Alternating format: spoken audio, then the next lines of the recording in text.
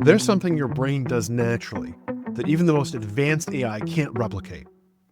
The fundamental difference in processing is understanding causation, which changes everything that we thought we knew about artificial intelligence. By the end of this video, you're going to understand why the human brain still has an irreplaceable advantage and how to leverage that. In our quest to understand the nature of the mind itself, we find ourselves at a remarkable threshold. Welcome to Deep Thoughts, where we examine the fundamental patterns of how humans think, learn, and perceive. Our computational tools have begun to mirror aspects of our own cognition. Yet creating true artificial general intelligence requires understanding the deeper principles that guide human thought.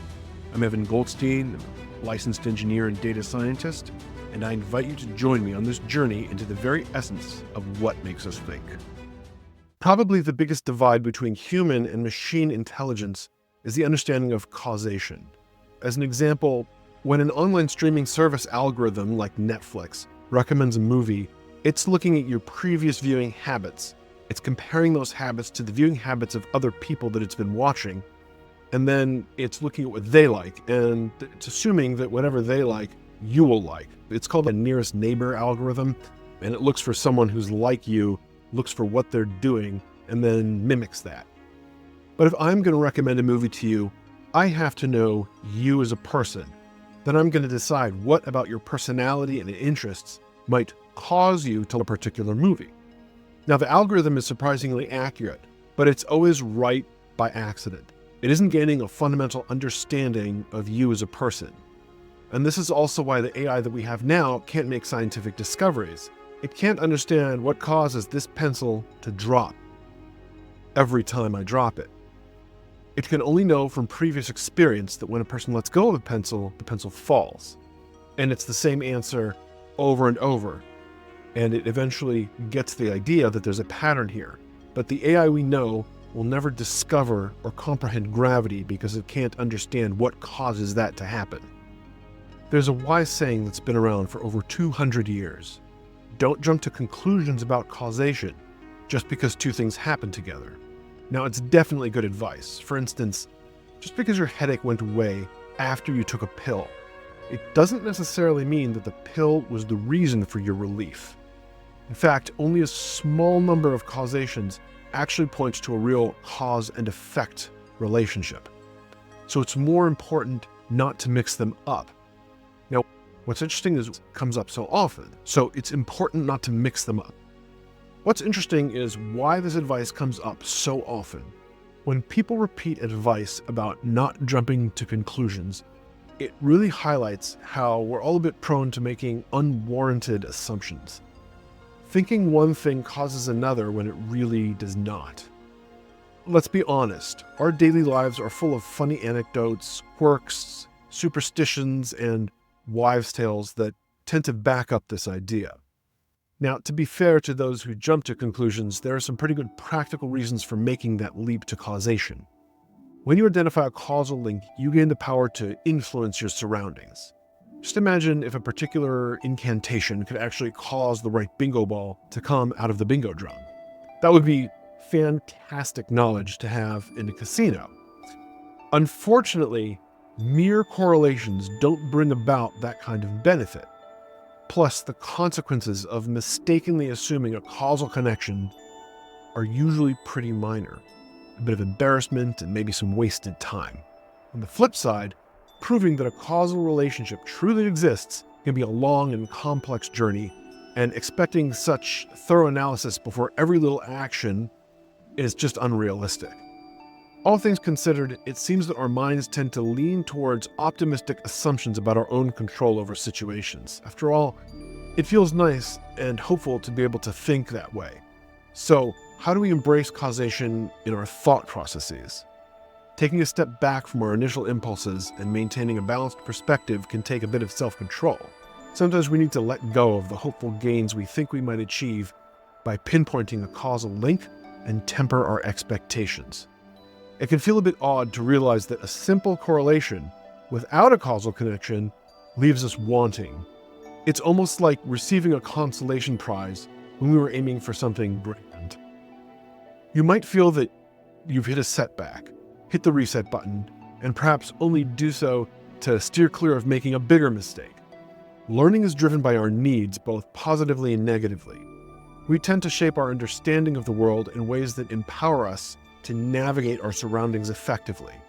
In reality, we're primarily interested in cause and effect relationships because they can help us pursue our desires and goals, living in a dynamic and often uncertain world.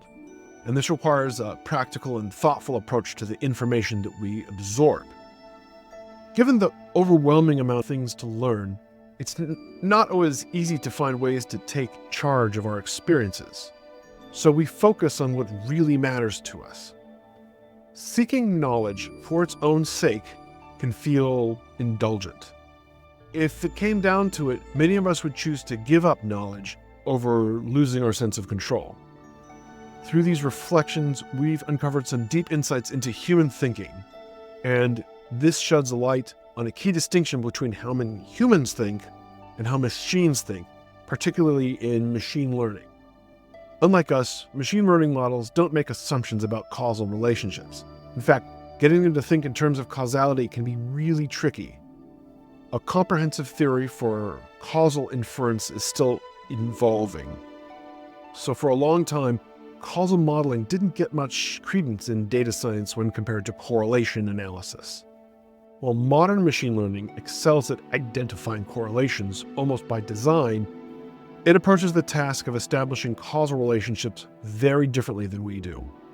It's important to note that discovering these causal links is distinct from the scientific exploration of explicit causality, which involves intricate theories and mathematical formula. Validating a true causal relationship requires considerable effort, conducting randomized controlled trials and various experiments, and even then, the results can be uncertain. Most living beings don't have the luxury of time to construct thorough justifications for their actions. It makes sense to leap to conclusions about control and act on those instincts. The connections we intuitively make are often quite straightforward. As we'll see later, they're simply a series of basic associations that lead us toward what we want. More formal theories for establishing causal connections come later. They're a way to give structure to our natural drive to master our environment. Now, it can be tricky to differentiate between these two types of causal learning as they often intertwine very frequently when we insert a causal relationship. So we might simply be acknowledging and justifying an intuition sometimes without fully analyzing it. You might notice that your actions reflect a belief in a causal link and articulately express that as sound advice. Often, it's only when others question your thoughts that you feel prompted to clarify your assertions, seeking validation from your peers. It's perfectly normal to hold on to conflicting beliefs in our minds as well. Now, that may have private superstitions that we wouldn't dare mention in public. Many of these intuitive and explicit perspectives intermingle and can be easily mistaken for one another amidst the busyness of our conscious thoughts. Now, cognitive psychology, in fact, tends to blur the lines between them, treating both as one single broad capability, commonly referred to as causal reasoning. One research paper highlights that adult humans navigate their daily lives with effortless and automatic causal reasoning. Even the simplest cognitive tasks that we engage in often rely on our understanding of causal relationships and how changing factors interact. It starts off by highlighting our natural ability for automatic, effortless, casual thinking, which is inherent to being human, and then we transition into the more intentional kinds of causal reasoning that involves manipulating different variables. But between these two extremes, we're overlooking the fascinating journey of how we discover and define variables throughout our conscious experiences. And we're not touching on the thoughtful decision-making processes that we go through when choosing which variables to compare and to correlate. So take, for example, figuring out what caused you to miss a doctor appointment. To do this, you first need to understand what missing your appointment even means, an intricate mental challenge that isn't something a young child easily grasps. Choosing to correlate that with a problem with your alarm clock isn't random either, it's a deliberate choice. And finally, deciding what actually counts as a logical causal relationship requires some maturity, like realizing that it wasn't the pretty numbers on the clock that made you lose track of time. our minds automatically process, but then suddenly shifts the skills that we've learned over time. Now, this episode is focused on that first kind of thinking, the instinctual, fundamental way that we process information.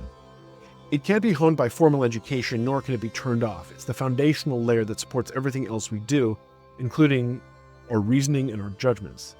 This type of processing happens without our awareness. It's the fabric that weaves together our conscious thoughts and decisions, often operating with haste. Isn't it fascinating how this deeper system within us has a natural urge to take charge of its environment? This drive for usefulness often outweighs any logical reasoning that we might apply. It's like the foundation for our quest for control of the world around us. Because if it didn't exist, no amount of thinking would help your mind grab hold of anything. Just as a colorblind person can't wish to see the color red, in simple terms, minds were merely machines. They wouldn't be able to discover those vital connections at that point of true causation. When we dive into discussing something as vital as cognition, it can feel a bit overwhelming. It's tricky to pinpoint one specific function amidst the vast sea of consciousness. But a helpful way to explore this concept is to think about a similar mental activity where we also make causal assumptions in our actions, or simply put, the movements of our bodies. Every action you learn is, ideally, tied to a desired outcome in a healthy mind. For instance, you steer the wheel to the left because it guides the bicycle to where you want it to go, just like a dog barks to remind you to feed it. This cause and effect relationship is naturally woven into the actions that we take. Even if you're not consciously thinking about the link between your behavior and its outcomes, the positive reinforcement from the results can effectively teach you the correct actions when the right opportunities arise. This is the essence of operant conditioning or reinforcement learning. The actions that you pick up lead to something that you want to see happen in the world. It's fascinating because all animals, including us, can do this very well. You really just need three things. A cue, a desire, and an action that helps fulfill that desire. For example, a dog can be trained to sit whenever she hears the word sit, and the treat she gets for obeying reinforces the desired effect. Now keep in mind that the action isn't the outcome itself. Instead, it's what the mind thinks has promoted it or prompted it. Learning through this kind of reinforcement isn't perfect though, and we might not always be able to hit the mark. Sometimes pressing a button might seem to result in food appearing, lead us to think that there's a causal link, even if it's a coincidence. So this eagerness to make connections may even contribute to some quirky superstitions. Regardless of whether the button actually caused the food to show up, it appears that when we learn to act, we naturally assume that there's a causal link in play. Now this tendency makes sense, assuming that there's a mere correlation wouldn't really help us control our lives or reach our goals. After all, correlations are not particularly useful when it comes to taking action. You could argue that learning about correlations doesn't hold much value without a causal assumption somewhere along the way. Now, it's important to note at this fundamental level, you might not consciously believe that there's a cause and effect relationship between your actions and your goals. Instead, you simply behave as if you do. The connections we make here are pretty straightforward, just a cue and an action, without any deep judgment about their relationship. That deliberation comes later when we analyze things on a higher level. It assumes causation until proven otherwise, or if it runs tests to find causation, it's really just a matter of wording. In both scenarios, you keep acting based on the presumed link until it doesn't work anymore, meaning that you can't control your environment, at which point you'll adjust your approach. Whether you frame this behavior in one way or another is more about the semantics, and it's part of that deeper self-reflective layer of understanding thoughts. Thoughts are fascinating responses that we learn to connect with certain cues, just like actions. Now, in this case, the cues aren't physical, but rather a mix of sensory inputs that we remember when they're triggered. For instance, when you see a computer mouse, you might imagine pressing the button, or when you see your pet, you could think of your pet's name. These thoughts typically come from our everyday experiences, and they can also arise from our own thoughts, as thoughts can stimulate themselves. It's a train of thought. Understanding how thoughts link to their cues is often trickier than figuring out how actions do. Since the early days of psychology, researchers have pointed out that our correlations and our experiences are the likely reason for these connections. The observation led to important psychological learning theories. Classical conditioning, first discovered by the Russian psychologist Ivan Pavlov through his famous experiments with dogs, shows how organisms associate two stimuli, like how a dog learns to associate a bell with food. This concept was further developed by John B. Watson, who demonstrated similar principles in human behavior. Hibbian association, proposed by a Canadian psychologist Donald Hibb in 1949, describes how neural pathways in the brain strengthen when neurons fire together. His famous phrase, "neurons that fire together, wire together," explains how repeated experiences strengthen neurons and strengthen the mental connections that we make. So think of it like a path through grass. The more people walk the same route, the more defined the path becomes. This simple principle became foundational to our understanding of learning and memory formation in the brain, and it later influenced the development of artificial neural networks in computing. Both of these concepts help explain how our minds naturally form connections between things that occur together in our experience, whether it's a sound or two ideas that frequently appear together. But it's important to note that simply having frequent correlations isn't always practical. We need to recognize that some form of causal belief is at play. While associative thinking and associative learning gives us helpful predictions like anticipating that hearing a key will lead to a creaking sound when the door opens, doesn't mean that we grasp the cause behind these sounds. Moreover, just because we often associate something doesn't guarantee that it's providing us with valuable information. It's often the rare occurrences that are the most useful. For example, pressing an elevator button usually lights the button up, but then there's a wait before the elevator arrives, and we connect the button press with the experience of the elevator coming, even though it's not an immediate outcome. What's more, there are other types of thoughts like plans, dreams, or even fibs, which are generally not based on frequent pairings, but rather on the joy or the utility that they offer us. So David Hume was a prominent Scottish philosopher during the Age of Enlightenment, argued in his work Treatise on Human Nature that our belief in causation is merely a habit. It's formed by observing events that consistently occur. But modern understanding suggests that Hume's view is way too simplistic. While the frequent correlation might hint at a possible causal relationship, correlation alone does not prove causation. For example, ice cream sales and drowning deaths both increase in summer, but one doesn't cause the other.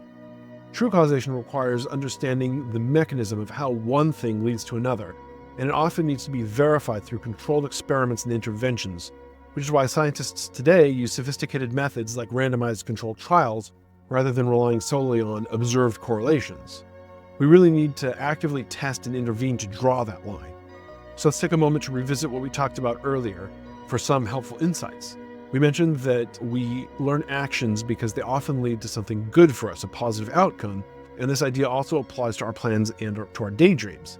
A fantasy is really a collection of sensory experiences that, if they were real, would take us closer to what we want. For example, if I could fly, I could visit all those exciting places that are awful. Similarly, broadening our view of plans because they can be seen as a set of desired experiences aimed at achieving a specific goal helps us, and it's interesting to think about whether plans are just a type of fantasy or fantasies are actually like plans. The idea of a plan can even relate to the way that we label our name or the way that we name things. For instance, when you connect the name Michael with his image, it's only helpful if that name grabs his attention. If he goes by Mike, you're more likely to think of that nickname when reaching out to him. In a way, thinking of his name when you see him becomes a plan for how to make contact. It's no surprise that this thought pops into your mind right when you want to talk to him or guide others on how to do so. Even everyday words like table are learned because they help us communicate our needs to others. A person who speaks multiple languages will use different terms depending on their audience. The usefulness of the word guides us to the choice. Our multilingual friend won't just pull out whatever word seems more familiar without considering what would actually work best in the conversation. And when you come up with a fib, you might weigh it by how it can affect those around you, whether that's based on real events or just what you imagine might happen. Now, it turns out that actions and thoughts share a lot of similarities. As we've seen, both are responses that we develop through experience because they tend to lead to outcomes that we desire. Your brain keeps track of important sights or sounds that come before achieving a goal. Just like our actions, our thoughts capture the cause, but not the actual beneficial effects. The beauty of this way of thinking and remembering is clear. It helps guide us toward what we want. A useful thought tells us what to do or how to act, gives us direction. If event A leads to happy outcome B, then anything that helps us experience A is a step in the right direction. A can become a goal on its own, without needing to be tested over and over. For instance, if saying cookies makes you think of the treat appearing, then saying that word is a great move. And from this, we can gather that our minds instinctively believe in an objective reality where the outcomes take place, whether we're the ones causing them or not. And this type of learning is universal. On the flip side, if we think that all relationships are just random correlations, we would find ourselves needing to prove every causal link through our actions. Your mind can sometimes jump ahead and start crafting plans based on those seemingly imaginary connections, even before they've been tested in real life. This is why it's often more fitting to say that our minds assume causation rather than just correlation. If they didn't, we would have to test each idea before we could use it for planning, which is typically not how we operate. Fortunately, any mistaken assumptions that we make have a way of correcting themselves over time. Now, think in terms of actions. The effectiveness of an action as a cause is shown through the consequences of taking it. If an action were merely a coincidence, you'd soon find out when you try to apply it again. For example, if you mistakenly get someone's name wrong, that little embarrassment might make you hesitate the next time that you go to say the guy's name. Corrections emerge quite naturally through practice, especially when they're guided by whether those actions help us or not. Now, just like actions, the true value of our thoughts is tested too, albeit in a more indirect way. We assess our thoughts by looking at how they relate to the actions they inspire. The key question isn't, is that thought true? Because the frequency of correlation isn't the main focus, but rather, is this thought truly effective? Just like actions, it's the effectiveness in helping us reach a goal that determines which thoughts we keep and learn from. When we record a thought, we're essentially noting a potential link between the situation that we encounter and what we hope to achieve with our goal when we bring those two together. Of course, the connection between cue and thought isn't completely irrelevant. A link can only form if both elements occur together. For instance, you wouldn't associate turning the keys in your car with a thunderstorm simply because those instances rarely happen simultaneously. The more often we see a cue and a thought appearing in tandem, the more likely we are to connect those with a desired outcome.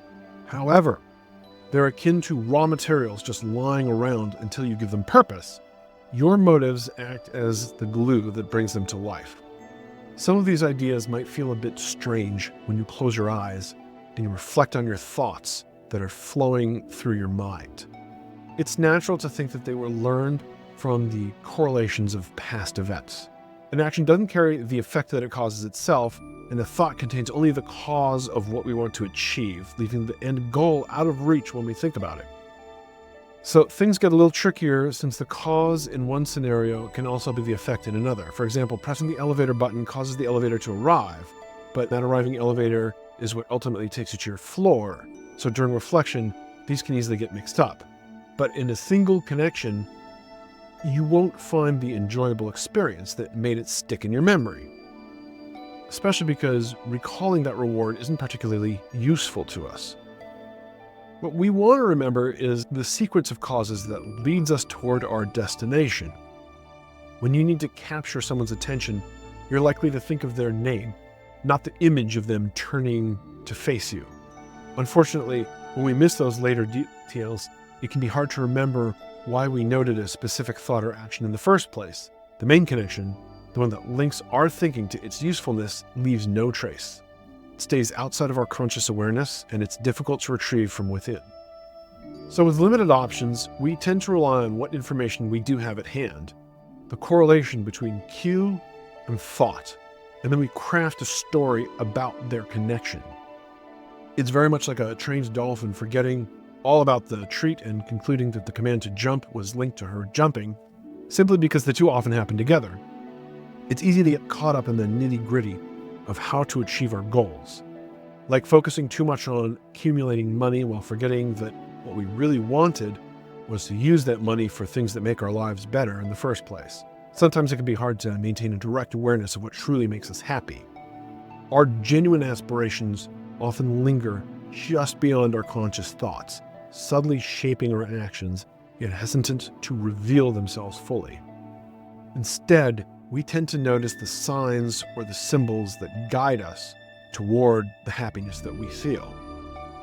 Toward those desires, the little markers that represent the outcomes, we see, just like water flowing through a sieve, our actual desires can slip away, leaving behind only those telltale signs that we'd had them.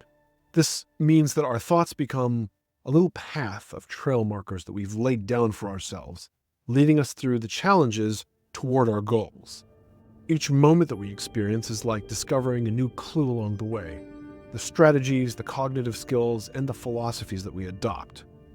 Are those just little cues that guide us to recollect, simply to find one of those trail markers in the present moment and to use to our advantage? You might hear your inner voice saying that this worked before and present it to you like a handy tool. If you were to achieve all your goals completely, though, it might leave you wondering what to do next without more trail markers to follow. So we find ourselves faced with a humbling revelation. Our minds are not mere collectors of correlations, but active seekers of meaningful connections that help guide us and help us navigate our world. We are, each of us, equipped with an extraordinary capacity to learn, to plan, to dream. Not through passive observation, but through an innate drive to understand and influence our environment. As we venture forth into the realm of artificial general intelligence, we have to remember this fundamental truth, that the essence of intelligence lies not in simply recognizing patterns, but in the profound ability to use these patterns to shape our future. In this dance between cause and effect, between thought and action, we glimpse something that's remarkable about ourselves. We are creatures who don't just observe the universe, we actively participate in understanding it. And the path toward creating truly thinking machines may well depend on our ability to embrace this deep truth about our own human nature.